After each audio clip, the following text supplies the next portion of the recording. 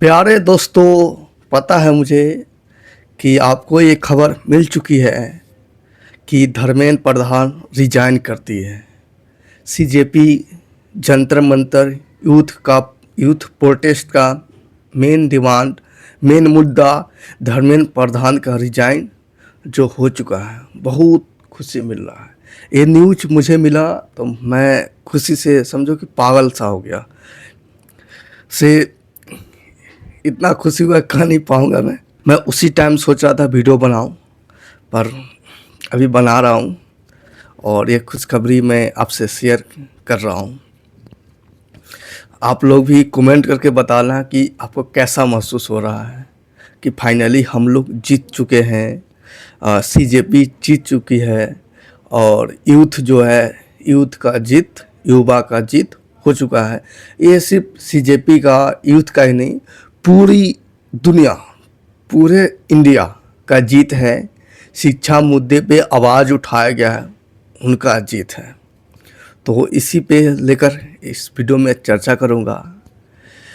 कैसे इसी प्रोटेस्ट ने क्या क्या झेला, कैसे वर्तमान रूलिंग पार्टी नरेंद्र मोदी, अब तो जी लगाना बनता है, नरेंद्र मोदी जी कैसे मजबूर होकर, किस हालात में आखिर में वो एक्शन लिए और धर्मेंद्र प्रधान रिजाइन दिए। स्टार्टिंग में नहीं दिए थे, किस हालत में, क्या उनकी मजबूरी थी, क्या उनके पास ऑप्शन नहीं था, चर्चा करेंगे। इस Jantar Mantar protest, CJP protest ने क्या क्या एक्सपोज किया, क्या क्या उजागर किया, क्या क्या बताया, सो भी मैं आपसे डिस्कस करूँगा। ओके, तो चलते हैं पहले स्टार्टिंग से। न्यायाधीश के द्वारा बयान दिया गया कि यूथ जो है जस्ट लाइक कॉकरेज, मतलब यूथ जो है एक कॉकरेज है, तिलचट्टा है, उसके जैसा है। इस बात को सुन करके जितने भी यूथ है उनके अंदर विद्रोह की भावना आ गया। और अभिजीत दीपके जो अमेरिका में नौकरी पेशे व्यक्ति थे, आराम से शौक से जीने वाले व्यक्ति थे, और उन्होंने डिजिटली मुहिम चलाया, अकाउंट बनाया। तो स्टार्टिंग में बहुत यूथ ने सपोर्ट भी किया। तो इस सपोर्ट को दबाने के लिए रूलिंग पार्टी ने उन्हें डिजिटली जो अकाउंट था उसे ब्लॉक कर दिया, कि कहा कि देश के लिए खतरा है। डिजिटली प्रोटेस्ट को उन्होंने देश के लिए खतरा कहकर ब्लॉक कर दिया, बैन कर दिया। फिर अभिजीत दीपके इंडिया आते हैं, फिर जंतर मंतर पे प्रोटेस्ट होता है। तो स्टार्टिंग में जंतर मंतर प्रोटेस्ट में कहते कि ये हिंदू धर्म को लेकर के है, बहुत सारे मुद्दों को लेकर के है। तो इसमें अलग अलग रिलीजन को मानकर डिस्ट्रीब्यूट करके इस प्रोटेस्ट को दबाने का प्रयास किया गया। फिर भी ये प्रोटेस्ट जारी रहा। फिर उसके बाद सोनम वांगचुक, जो आप लोग उनकी रग रग से वाकिफ हो चुके हो, सोनम वांगचुक जी एंट्री मारते हैं। फिर इस प्रोटेस्ट को सारे देश में उजागर होता है। सोनम वांगचुक अनशन पे बैठते हैं, लगातार अनशन पे बैठते हैं, उनका वेट कम होते जाता है, फिर उनका तबीयत खराब होता है। इसको देख करके बहुत सारे देश से यूथ लोग इस प्रोटेस्ट में पार्टिसिपेट करने के लिए आते हैं। फिर क्या होता है कि फिर बीजेपी जो है, रूलिंग पार्टी है, वो सोचते हैं कि चलो इनका लीडर जो है से दो तरीका अपना लिया था, डिजिटली ब्लॉक कर दिया, और यहाँ तक कि जो प्रोटेस्ट हो रहा उसमें धर्म को लेकर के डिस्प्यूट करने का प्रयास किया, असफल रहा। इनका लीडर जो है सोनम वांगचुक, उनको क्या करते उठा लेते हैं, अपने आप ये प्रोटेस्ट ख़त्म हो जाएगा। तो देखते हैं इलीगल तरीके से सोनम वांगचुक को उठाया जाता है।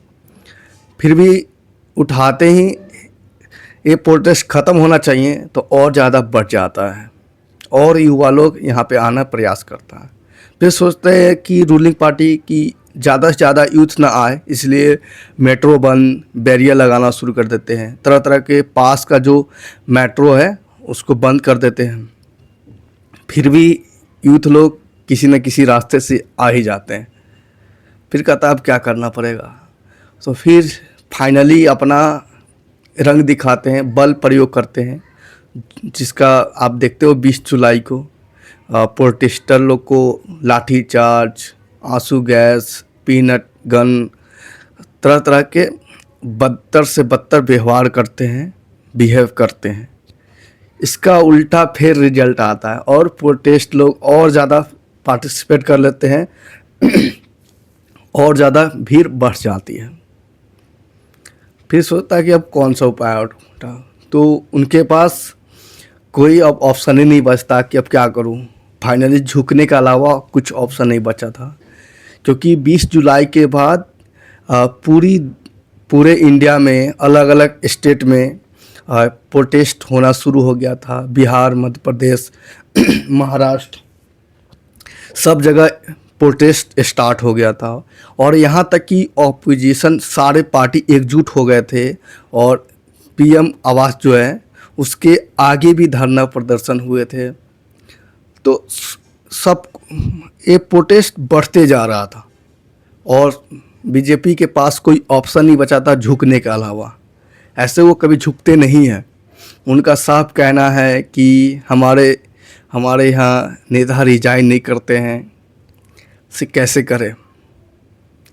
तो फिर वो एक लास्ट ऑप्शन अपना वेपन जो हर एक नेता अप्लाई करते हैं, जुमलेबाजी, झूठ मूठ कर वादा कर दो, से चलो यहाँ भी करके देखते हैं। तो एक सिंपल सा वो क्या बनाते हैं रील्स टाइप का बनाते हैं और उसमें कुछ जुमलेबाजी कर देते हैं कि चलो मैं ये करूँगा, ऐसे करूँगा, ऐसे करूँगा। सीजेपी प्रोटेस्टर लोग, यूथ लोग कहते हैं कि मेरा मेन डिमांड है धर्मेंद्र प्रधान को इस्तीफा दो, पहले ये दे दो फिर बातचीत करेंगे।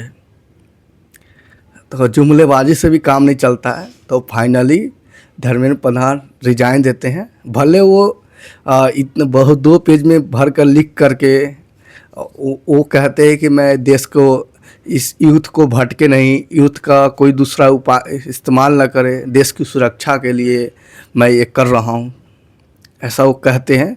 लेकिन एक्चुअल में वो प्रेशर के कारण उनके पास ऑप्शन ही नहीं था झुकने के सिवा। नहीं झुकते तो ये प्रोटेस्ट और आगे जाता। कहा जा रहा था कि सिर्फ मोमबत्ती मार्च फिर निकाला जाएगा, फिर यहाँ से फिर रैली निकला जाएगा, बहुत प्रोटेस्ट और बहुत बढ़ता और आगे जाता। सो बीजेपी पार्टी झुक जाती है, धर्मेंद्र प्रधान रिजाइन कर देते हैं। सीजेपी का जो डिमांड होते हैं उनको वो लिखित रूप से प्रोमिस करते हैं कि ऐसा किया जाएगा और फ्यूचर में भी इन पर कोई एक्शन नहीं लिया जाएगा। ये सब डिमांड मान लिए जाते हैं। सो फाइनली ख़त्म हो गया ये प्रोटेस्ट, शांतिपूर्ण मंग से यूथ का प्रोटेस्ट ख़त्म हो गया। तो आप ये देखोगे कि जो यूथ का प्रोटेस्ट हुआ है क्या क्या उजागर किया है। पहला बात है, यूथ का प्रोटेस्ट अपनी शक्ति, यूथ का पावर दिखाया है कि यूथ का पावर सबको झुका सकती है। रूलिंग पार्टी है जो कभी रिजाइन नहीं करती है, उसे फाइनली रिजाइन करना पड़ता है और वो कहते भी है कि झुकती है दुनिया, झुकाने वाला चाहिए। तो फाइनली रूलिंग पार्टी को झुका देती है, अपने डिमांड पे मानने के लिए उन्हें मजबूर कर देते हैं। और रूलिंग पार्टी के भी पास भी ऑप्शन नहीं था और साथ में मानसून सत्र चल रहा था, बहुत सारे बिल पारित करना था। सो इस प्रोटेस्ट चलते रहा था तो होता नहीं, क्योंकि ऑपोजिशन पार्टी भी बोलते संसद चलने नहीं देंगे। सो ये सभी बहुत सारे वजह थे।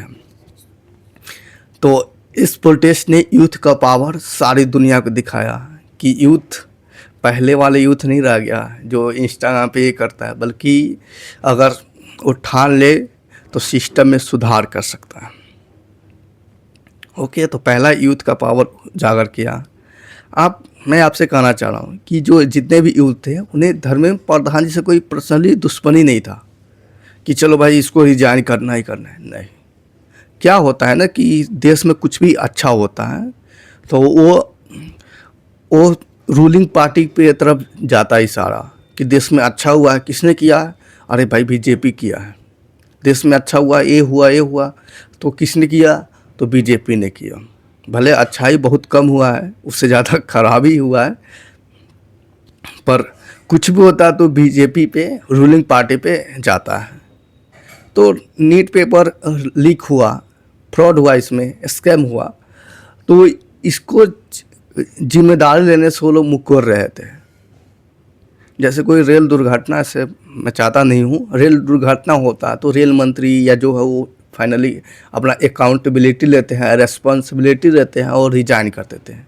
भले वो रेल दुर्घटना प्राकृतिक रूप से हो, फिर भी वो उनका जिम्मेदारी लेते हैं और रिजाइन कर देते हैं। तो इसी प्रकार नीट पेपर लीक जो हुआ उसके कारण कितने युवा ने आत्महत्या कर लिया, तो ये भी एक दुर्घटना हुआ। भले धर्मेंद्र जी का इनमें पर्सनली कोई हाथ ना हो, सपोर्ट ना हो, पर उनके पद पे रहते हुए, उनके रूलिंग में रहते हुए ये दुर्घटना हुआ या ये नीट पेपर लीक हुआ, फ्रॉड हुआ, तो उनको जिम्मेदारी लेना होगा। उन्हें पद छोड़ना होगा या ऐसा प्रोमिस करना हो कि मैं इसे एक्सेप्ट करता हूँ कि ये मिस्टेक हुआ है, ऐसा कुछ। लेकिन वो बोले नो एविडेंस अवेलेबल मतलब वो मानने से इनकार कर दिया था। सो इसलिए हम लोग को डिमांड था, यूथ लोग का डिमांड था भाई रिजाइन दे दो, कि आपके पद पे रहते हुए ऐसा स्कैम हुआ है, फ्रॉड हुआ है, सो आप रिजाइन दे दो, अकाउंटेबिलिटी लो, रेस्पॉन्सिबिलिटी लो, बस। इसलिए हम लोग रिजाइन डिमांड कर रहे थे। तो आते हैं क्वेश्चन पे ही। पहला यूथ का पावर आपको एक्सपोज किया, और साथ में पुलिस जो था उनकी बर्बर, यानी कि जो रूलिंग पार्टी है किस तरह से बर्बरता से बिहेव करते हैं, यूथ को कॉकरोच समझते हैं और बर्बरता से लाठी चार्ज, घसीटा गया, आंसू गैस छोड़ा गया। उस मंजर को आप देखोगे तो आपके अंदर खून खौल उठेगा। से एक रक्षक है हमारे पुलिस जो इस तरह से व्यवहार कर रहे हैं। भले उन्हें ऑर्डर आया होगा लेकिन इस तरह से व्यवहार कर रहे थे, वो भी एक्सपोज हुआ। साथ में ये भी एक्सपोज हुआ कि इस प्रोटेस्ट में सारे धर्म एकजुट हो गए थे। सबका एक ही मुद्दा था, शिक्षा। तो धर्म, आपसी धर्म जो मतभेद होते रहता था पहले से, वो ख़त्म हो गया। इस प्रोटेस्ट में सब एकजुट आ गए थे, यानी कि एकता आ गया था। ऐसी इंडिया चाहिए जिसमें सारे धर्म एकजुट आ जाए, मिल जाए, एक हो जाए। सो इस प्रोटेस्ट में देखने को मिला, उजागर हुआ, अच्छा लगा। एक दूसरे को सपोर्ट कर रहे थे, खाना परोस रहे थे, निस्वार्थ, कोई इसमें प्रॉफिट लॉस ऐसा कुछ नहीं हो रहा था। सब एक दूसरे मदद कर रहे थे और मेन मुद्दा था शिक्षा। शिक्षा के लिए एकजुट हुए, जो आप देखोगे तो अच्छा लगेगा। और क्या उजागर किया, और इसमें ये चीज़ उजागर किया कि हमारा एक्चुअल में साथी कौन है, यूथ का साथी कौन है, देश का भला कौन चाहता है, कौन रूलिंग पार्टी से दबा हुआ है, झुका हुआ है, वो भी इसमें देखने को मिला। बहुत सारे क्रिकेटर, बहुत सारे एक्टर ने इसमें खुलकर पार्टिसिपेट नहीं लिए, खुलकर बोले नहीं। इससे पता चलता है कि वो लोग बीजेपी रूलिंग पार्टी से दबे हुए हैं, उनके अंदर है, दबे हुए हैं। वो चाह कर भी देश के लिए नहीं बोल सकते, या तो उनके अंदर भावना नहीं है या तो बिल्कुल डरे हुए हैं। तो मेरा अंदर मन करता है कि वो एक्चुअली वो डरे हुए हैं, क्योंकि वो खुलकर बोलते, यूथ के लिए बोलते, शिक्षा पे बोलते, देश के लिए बोलते, तो उनको लॉस होता, बहुत ज़्यादा लॉस होता है। उन्हें फिल्मों में रोल नहीं मिलता, उनके फिल्म पास नहीं होते, बैन कर दिया जाता ऐसा। क्रिकेटर भी नहीं बोले, और भी जो इन्फ्लुएंसर है, जो रोस्टिंग करते हैं, वो भी इस मुद्दे पे नहीं बोल पाए, क्योंकि उन्हें कहीं ना कहीं प्रेशर था, दबाव था। सो इसमें इस प्रोटेस्ट ने उजागर किया। और सबसे बड़ी बात ये उजागर किया कि अगर ऑपोजिशन पार्टी एकजुट हो जाए किसी मुद्दे को लेकर के, तो वो उस मुद्दे मुद्दे पास होंगे ही होंगे, उस मुद्दे में विजय होंगे ही होंगे। कैसे कांग्रेस और कौन सा अखिलेश यादव, यानी कि बहुत सारे ऑपोजिशन पार्टी एकजुट हो गए थे, जो उन्हें हमेशा होना चाहिए। रूलिंग पार्टी के अगेंस्ट उन्हें एकजुट होना चाहिए। अगर इस मुद्दे पे, ऐसे बहुत सारे मुद्दे हैं, कमियां हैं, गलत करते हैं, उस पे भी एकजुट होते हैं तो देश के लिए अच्छा होना चाहिए। एक्चुअल में सारे ऑपोजिशन पार्टी को एकजुट होना चाहिए। एकजुट होकर सरकार पे उंगली उठाना चाहिए, सरकार पे जवाब पूछना चाहिए, क्वेश्चन पूछना चाहिए। एक्चुअल में ऐसा होना चाहिए जो इस प्रोटेस्ट में देखने को मिला। और राहुल गांधी का हिम्मत भी, जज्बा भी देखने को मिला। मैं उनकी तारीफ नहीं कर रहा हूँ, बल्कि एक्चुअल में ऐसा वो की है। बहुत बड़ी बात होता है पीएम आवास के आगे जाकर धरना प्रदर्शन देना, जो एक तरह से इलीगल है, पर बीजेपी मोदी जी को सुनाने के लिए उनके घर के आगे आवाज़ उठाना जरूरी हो गया था। तो ये भी देखने को मिले। सो ये फाइनली प्रोटेस्ट ने बहुत सारे सीख दिया, यूथ का पावर दिखाया, बीजेपी रूलिंग पार्टी का षड्यंत्र करने का, कैसे कैसे वो विद्रोह को दबाते हैं। हाँ, उनके प्रति क्वेश्चन उठता है तो उनको दबाते हैं। अब बर्बरता से कैसे रूल करते हैं वो सब भी दिखाया। कौन कौन हमारा एक्चुअल में सपोर्ट करते हैं, और ऑपोजिशन पार्टी एकजुटता दिखाता है, सारे धर्म एकजुट होकर दिखाया। ये सब देखने को मिला। और ये सीजेपी प्रोटेस्ट हिस्ट्री बन गया। ये आगे याद रहेगा, सबको याद रहेगा कि इस दिन 20 जुलाई को और 25 जुलाई को 20 जुलाई पे पुलिस की बर्बरता देखने को मिला, जलियांवाला हत्याकांड जैसा बिहेव देखने को मिला। और 25 जुलाई को एक जो कभी रिजाइन नहीं करते हैं उनको रिजाइन करना पड़ा, धर्मेंद्र प्रधान का रिजाइन करना पड़ा। हम आने वाले पीढ़ी को बता सकते हैं कि एक टाइम था कि बीजेपी में कभी रिजाइन नहीं होता है, फाइनली यूथ के पावर के वजह से, यूथ के प्रोटेस्ट के वजह से उन्हें रिजाइन करना पड़ा। एक बता सकते हैं हिस्ट्री बन गई है। सो वीडियो अब ख़त्म होने वाला है। क्या लगता है आपको कि धर्मेंद्र प्रधान रिजाइन कर दिया तो शिक्षा में, एजुकेशन में सुधार हो जाएगा, देश को अच्छी शिक्षा मिलने लगेगा?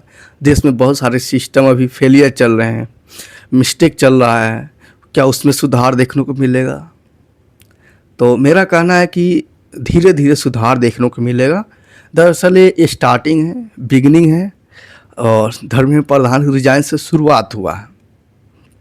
इससे सारे ऑफिसर, नेता लोग, गवर्नमेंट ऑफिसर, सबके माइंड में एक क्वेश्चन जाएगा कि देखो भाई, अगर तुम गलत करोगे, फ्रॉड करोगे, स्कैम करोगे, तो इससे उन लोगों के अंदर एक डर जाएगा कि भाई मैं ऐसा करूँगा, एक्सपोज हो गया तो मुझे भी रिजाइन करना पड़ेगा, और सीजेपी जैसा प्रोटेस्ट, जनता मंतर जैसा प्रोटेस्ट हो जाएगा। ऐसा एक डर जाएगा, और ये सारे नेताओं के अंदर डर जाएगा। फ्यूचर में कोई भी ऐसा लीडर बनेगा तो उनके अंदर भी ये भय जाएगा कि भाई ऐसा हो सकता है, हो जाएगा। यूथ का खौफ देखने को मिलेगा, यूथ का प्रोटेस्ट देखने को मिलेगा, उसका इल्ज़ाम अंत जो है बुरा देखने को मिलेगा।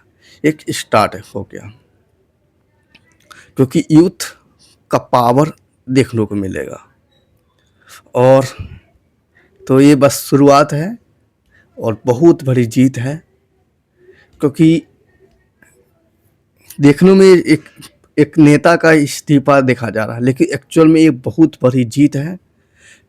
इसमें ये नहीं कि बस कि एक नेता ने इस्तीफा दे दिया, बल्कि इस प्रोटेस्ट ने क्या क्या उजागर किया, एक्सपोज किया, सारे यूथ को एकजुट कर दिया, सारे रिलीजन को एकजुट कर दिया, सारे ऑपोजिशन पार्टियों को एकजुट कर दिया।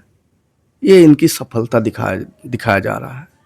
स्टार्ट अभिजीत दिपके ने किए थे। ये जीत उनका ही नहीं, उनके साथ सारे यूथ का है, सारा देश का है कि देश में जो फ्रॉड चल रहा था, स्कीम था, लीक था, सिस्टम फेलियर था, उन्हें लेकर आवाज़ उठाया गया, जो बहुत बड़ी जीत को दर्शाता है।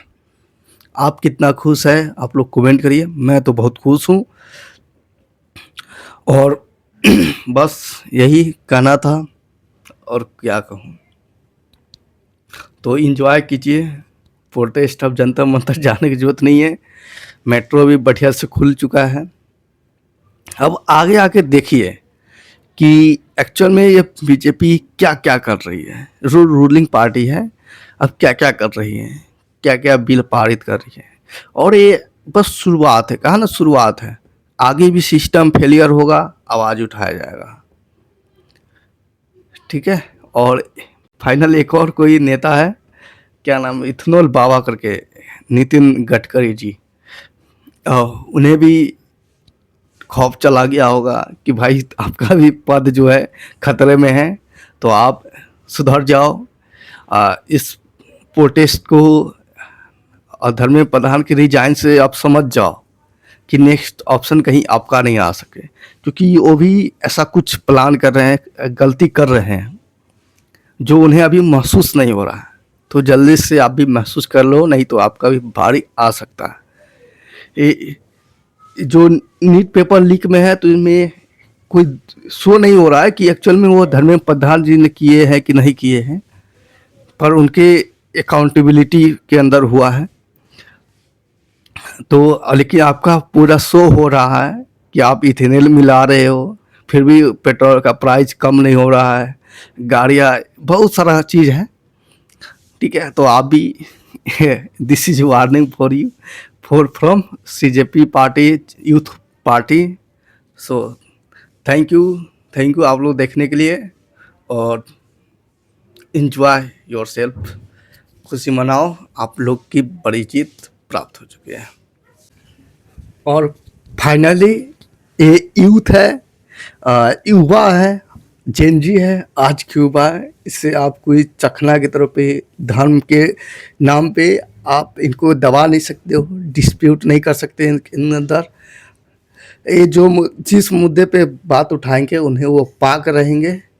तो आप लोग समझ जाओ, इसे पुराने समय का डरा हुआ जनता मत समझना, ये आज के नए उभरे हुए जवान हैं, उबलते खून है ये। सो आप लोग समझ जाओ, कुछ भी ऐसा मिस्टेक नहीं करना। आप लोग को ये पद मिला है, आप लोग को उम्मीदवार बनाया गया है देश की रक्षा के लिए, देश की जनता को सुनने के लिए, देश की जनता के भले के बारे में सोचने के लिए। सो अपना सोचना बंद करके देश की जनता के बारे में सोचना शुरू करिए। देश के जनता के हित में काम करना शुरू कर दीजिए, नहीं तो फिर यूथ का खौफ आपके अंदर और भयानक देखने को मिलेगा। ओके, ये सिर्फ शांतिमय प्रोटेस्ट था CJP, इसका दूसरा भी रूप है। Okay, bye bye.